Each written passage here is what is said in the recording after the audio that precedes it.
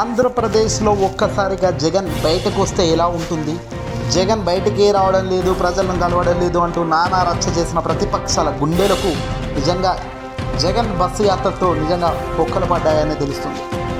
గుండె చీలిస్తూ ప్రతిపక్షాలకు నిద్ర లేకుండా చేసిన వ్యక్తి ఎవరైనా ఉన్నారంటే సీఎం జగన్మోహన్ రెడ్డి గారు. దేశవ్యాప్తంగా ఆంధ్రప్రదేశ్ సీఎం జగన్మోహన్ రెడ్డి గారి బస్సు యాత్ర ఆంధ్రప్రదేశ్ రాష్ట్ర రాజకీయ ముఖ చిత్రాన్నే మార్చేసిందా అంటే ఖచ్చితంగా బల్లగుద్ది అవునని చెప్పాలి. జగన్ బస్సు యాత్ర ఎప్పుడైతే ప్రారంభమైందో పార్టీలందరూ ఫోకస్ మారింది. ప్రతిపక్ష కూటమిలు పటాపంచలయ్యాయి.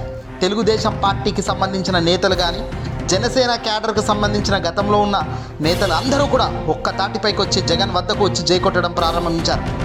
20 రోజుల బస్సు యాత్రలో పెద్ద ఎత్తున వైసీపీలోకి చేరికలు జరిగాయంటేనే ఇందుకు గల కారణాలు ఒక్కసారి బేరేజీ వేసుకోక తప్పని పరిస్థితి. వైసీపీ కండువాలు కప్పుకున్న వారిలో 221 మంది రాష్ట్రం సంబంధించిన రాష్ట్ర స్థాయి నేతలు. ఇక రాష్ట్ర స్థాయి నేతలే 2 లక్షల చిల్లర ఉంటే ఈ రాష్ట్ర స్థాయి నేతలతో పాటు ఏకంగా వైఎస్ఆర్సీపీ పార్టీలోకి చేరిన 1,05,000 మంది కార్యకర్తలు కూడా ఉండడం గమనార్హం.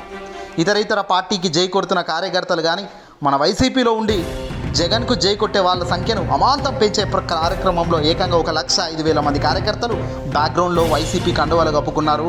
కేవలం జగన్ బస్ యాత్ర ప్రారంభమైన ఈ 20 రోజుల వ్యవధిలో జరిగిన ఊహించని మార్పులు ఇవి. ఇక భారీగా రాయలసీమ, ఉత్తరాంధ్ర నుంచి కూడా అత్యధికంగా జగన్ వద్దకు చేరికలు జరిగాయి. చేరిన వారిలో ఎక్కువగా 2019లో తెలుగుదేశం పార్టీ, జనసేన నుంచి పోటీ చేసిన నేతలే ప్రస్తుతం జగన్మోహన్ రెడ్డి గారికి వచ్చి జై కొట్టడం చూస్తున్నాం. ఎందుకంటే 2019లో టీడీపీలో ఉన్న వాళ్ళు, 2019లో ఈ జనసేన పవన్కు జై కొట్టిన వాళ్ళందరూ కూడా భారీగా జగన్ వద్దకు వచ్చేసారు. జగన్ చెంత చేరడం జరిగింది వీళ్ళంతా కూడా, ఈ బ్యాచ్ అంతా కూడా. దీంతో ఒక్కసారిగా జగన్ బస్సు యాత్ర దేశం మొత్తం చూసేలా అయింది. దేశవ్యాప్తంగా ఒక రాష్ట్ర వ్యాప్తంగా ఉన్న ముఖ్యమంత్రి బయటకు వస్తే ప్రజలు ఏ రకంగా అభిమానిస్తారు అనడమే కాదు, రాజకీయ నాయకులు సైతం ఏ మాదిరిగా అట్రాక్ట్ అవుతారు, ఏ మాదిరిగా అధికార పార్టీకి జై కొడుతూ చేరికలు వచ్చేస్తారు అనేది కూడా ఇక్కడ రుజువైంది. 2024 ఎన్నికల్లో గెలిపే లక్ష్యంగా చేరికలపైన దృష్టి పెట్టిన వైసీపీ విజయం సాధించింది ముందస్తుగా అని చెప్పవచ్చు. ఎన్నికలకు ముందే ఇది ఒక మంచి పరిణామం. ఏపీలో ఇది ఎప్పుడు కనీవిని చూడగని రాజకీయ ముఖ చిత్రం. ఏ రాజకీయ నాయకుడు ఏ స్థాయిలో సీఎం హోదాలో తాను బయటకు వచ్చినప్పుడు ఎప్పుడు కూడా ఈ స్థాయిలో చేరికలు జరగలేదు గత పాలనలో కూడా. ఇప్పుడైతే జగన్ పాలనలో పూర్తిగా డిఫరెంట్ యాంగిల్ని అయితే మనం చూస్తున్నాం. ఇక 2024 ఎన్నికలే లక్ష్యంగా వెళ్తున్న జగన్ తాజాగా మేనిఫెస్టోపై కూడా ఫోకస్ పెట్టారు. ఈరోజు దానికి విరామం ఇచ్చి మరి కీలక భేటీలో పాల్గొంటున్నారు ముఖ్యమంత్రి జగన్. గ్రౌండ్ లెవెల్లో ఎక్కడికక్కడ పక్కా ప్రణాళికతో మేనిఫెస్టో రూపొందించినట్టుగా తెలుస్తుంది.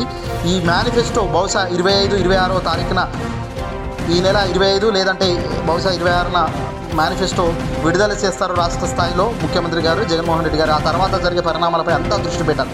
ఇప్పటికైతే ఇంతమంది చేరికలు అంటే ఇది మామూలు విషయం కాదు. నిజంగా ఇది దేశంలోనే ఏ ఇతర రాజకీయ పార్టీకి ఈ స్థాయిలో చేరికలు రాలేదని మాత్రం విశ్లేషకులు చెప్తున్నారు. ఏదేమైనప్పటికీ ఓ జెండా ఎత్తితే మీసం మిలేసేటట్టు ఉండాలి, ఓ జెండా ఎత్తితే తొడగొట్టుకొని శబాష్ అనేటట్టు ఉండాలి, జెండాను పట్టుకొని దిగుతుంటే మా నాయకుడు హీరో అనేటట్టుగా చెప్పుకునే స్థాయిలో ఉండాలి అన్నది జగన్ లక్ష్యం.